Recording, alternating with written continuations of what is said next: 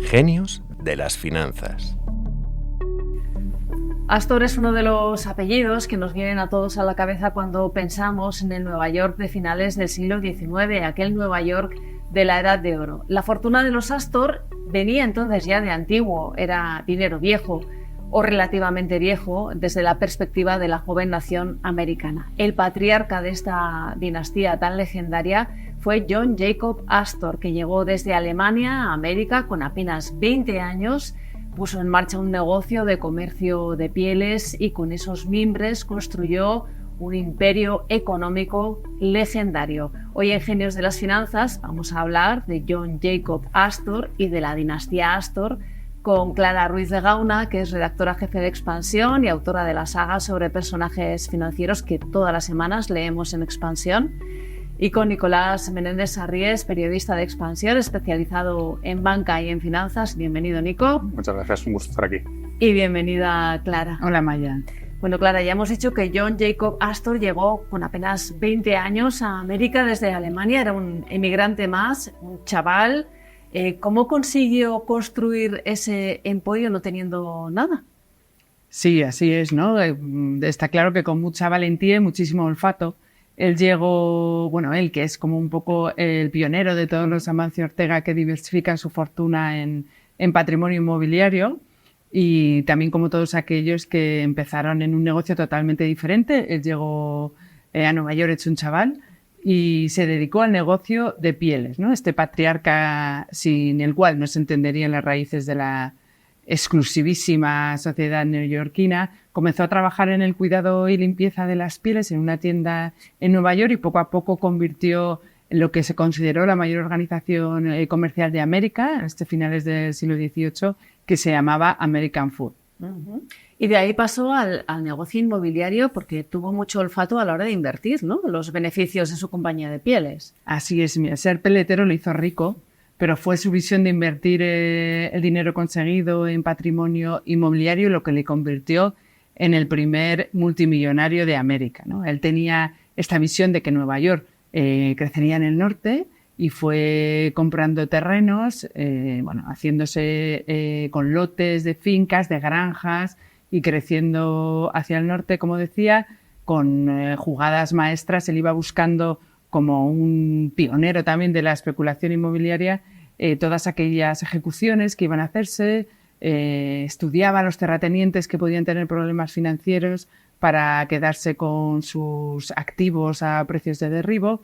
Y bueno, en una de sus jugadas maestras hizo con una de las fincas más fastuosas de Manhattan, en un famoso duelo entre Aaron Burr y Alexander Hamilton, que acabó muriendo Hamilton. Burr se tuvo que ir a todo correr de Nueva York y le vendió la finca a Astor, con la cual, bueno, siguió multiplicando exponencialmente su fortuna. Pues veo que al final era toda una suma de olfato, instinto y también, por qué no decirlo, pocos escrúpulos. Y consecuencia de ello, pues fue una de las mayores fortunas de su época, si no la mayor, ¿no, Clara? Sí, en era se acabó convertido en el hombre más rico del mundo, con una fortuna que equivalía casi al 1% del PIB de Estados Unidos. Y bueno, Nueva York todavía está lleno de recuerdos de su apellido, ¿no? Como el Waldorf Astoria, sí, el barrio de Queens Astoria. Pues. Y bueno, él lo que hacía era alquilar los terrenos, normalmente a largo plazo, y después los recompraba mucho más barato cuando el valor de la propiedad se había multiplicado, ¿no? Era bastante genio en este aspecto y implacable con los pagos. O sea, ahí había que pagar sí o sí la renta, porque si no se quedaba con la propiedad. Las fortunas no se hacen así como así. No, está claro que no. Nico, estamos a principios del siglo XIX, la independencia americana se acaba de producir, Estados Unidos es una nación muy joven, y a esa nación muy joven es a la que llega John Jacob Astor con 20 años y sin nada, ¿no? ¿Cómo era entonces el sector de los negocios y de las finanzas en Estados Unidos? Pues Amaya, poco tenía que ver ese Estados Unidos de finales del 18 y principios del 19 con lo que hoy conocemos, ¿no? Uh-huh. Era una economía muy joven que estaba viviendo unas profundas transformaciones y, bueno, Astor llegó con una mano por delante y otra por detrás, como solemos decir, huyendo de Europa, pero llegó a un caldo de cultivo en el que se podía sacar mucho provecho si tenías olfato y tenías inteligencia. La economía estadounidense estaba en un proceso de descolonización, dando un paso hacia la economía de mercado y de la libre competencia. En ese contexto, pues él podía sacar bastante partido. En paralelo, el país estaba viviendo un proceso de revolución industrial, como estaba ocurriendo en muchos de los países desarrollados, ¿no? Con la llegada de la maquinaria y de la máquina de vapor y del ferrocarril, que incrementaban la productividad y bueno. Imagino, Nico, que el ferrocarril, el barco de vapor y toda esa maquinaria que mejoraba la producción fue clave, ¿no?, a la hora de que John Jacob Astor amasara la fortuna que llegó a tener. Sí, bueno, era un contexto en el que todas esas innovaciones tecnológicas, como has dicho, pues permitían el auge de una nueva clase social, adinerada, industrial. A la vez era un país, Estados Unidos, en el que estaba empezando a surgir un pequeño sector financiero, ¿no? En 1782 se creó el primer banco en Estados Unidos. 10 años después se abrió la bolsa de Nueva York. Bueno, estaba habiendo un incipiente sector financiero. Pero en paralelo, no sé si recordáis la película El Renacido, sí. Estados Unidos también era el país por esa época había expediciones de exploradores que iban al oeste o a... Los pioneros que llegaban al oeste en las caravanas, ¿no? Efectivamente, que iban en busca de pieles y de cualquier tipo de negocio que se pudiera hacer. Es decir, había por un lado una economía cada vez más sofisticada, pero también era un país en el que había todavía una parte de la economía muy salvaje. Nico, ¿y era habitual que una persona que llegara sin nada, como hemos comentado, a América se hiciera rico de la noche a la mañana? ¿O estamos realmente ante un caso excepcional? Bueno, aunque Estados Unidos era un país de las oportunidades y como hemos hablado, había alguna que otra fortuna que se creaba en esos momentos, claro, lo de Astor estamos hablando de algo realmente fuera de lo normal. Su riqueza, equivalente a casi un 1% del PIB estadounidense, si la trasladáramos a las cifras de hoy, equivaldría a unos 200.000 millones de euros. Eso le pondría como el hombre más rico del mundo. Hoy en día, incluso. Hoy en día, claro. Clara, era muy rico, pero muy sofisticado no era, ¿no? No.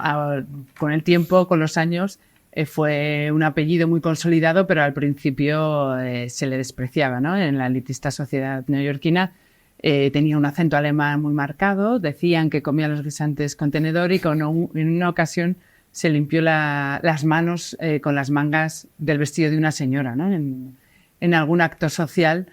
Con lo cual no era bien recibido para nada, pero como tenía tantísimo dinero, sus hijos y nietos acabaron emparentados con los apellidos de Rancia, Abolengo y los Astor. Acabó convertido en el apellido más elitista de todos. Y pasó además en poquísimas generaciones, ¿no? De comer los guisantes con tenedor a la Lina Astor, que todos conocemos de la Edad Dorada, ¿no?, de Nueva York. Así es, Caroline Astor. Lina Astor era la mujer de uno de los nietos de John Jacob Astor, considerada de un poder increíble en la sociedad neoyorquina, dedicada en cuerpo y alma a frenar a los arribistas que llegaban de la economía salvaje que decía Nico, con las manos llenas porque habían hecho dinero con el oro en California. Y bueno, ella tenía que conocer hasta cuándo se movían las hojas de los árboles de Nueva York. Y bueno, pues eso acabó convirtiéndose en la gran jefa de todos los clanes. Era lo más parecido a la aristocracia, ¿no?, que había entonces. Totalmente. En Nueva York en aquella época. Claro, lo de los ricos también lloran, aparte de ser el título de una telenovela muy famosa y muy antigua, que no sé si recordaréis, también es algo que vivieron en sus carnes los Astor, ¿no?, que creo que está relacionado con la tragedia del Titanic. Sí, uno de los hijos de Lina Astor que era John Jacob Astor IV, que en ese momento era el hombre más rico del mundo y muy conocido, con mucha influencia. Fue uno de las 1.414 personas que murieron ahogados en el Titanic. Él estaba celebrando su luna de miel con su segunda esposa, con la que se llevaba 30 años de edad y cuyo matrimonio también fue un escándalo. Que los Astor al final tuvieron que pasar por ahí, porque bueno, la mujer sobrevivió, embarazada del hijo de John Jacob Astor IV, que continuó con la dinastía y con la estirpe tan legendaria, ¿no? Bueno, la saga continuó y hoy estamos hablando precisamente de esa saga, o sea que desde finales del siglo XVIII hasta hoy, Los Astor han Algo estado quedó, muy algo presentes quedó. en la historia de Estados Unidos.